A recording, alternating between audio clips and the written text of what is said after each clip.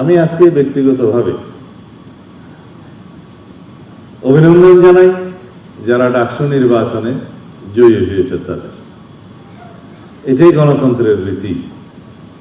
কিছু ত্রুটি বিচ্যুতি নির্বাচনে হয়েছিল, যেহেতু যাত্রা অনেক বছর পরে হয়েছে, কিন্তু ত্রুটি বিচ্যুতি ছিল। কিন্তু পত্রিকায় দুই একটি পত্রিকায় দেখলাম যে ছাত্র শিবিরের প্যানেল জয়ী হয়েছে। তা আমি আপনাদের সামনে বলতে চাই, সাংবাদিক বন্ধুদের উদ্দেশ্যে বলতে চাই, আমার জানা মতে বাংলাদেশ ইসলামী ছাত্র শিবির ডাকসু নির্বাচনে অংশগ্রহণ করেনি।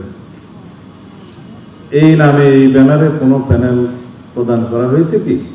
না। তো পত্রিকা বিভিন্ন মিডিয়াতে এইভাবে আসছে কেন?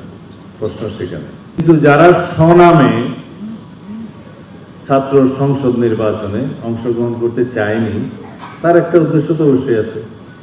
যারা আজকে জয়ী হয়েছে তাদের দেখলাম প্যানেলটা ছিল ঐক্যবদ্ধ শিক্ষার্থী জোট।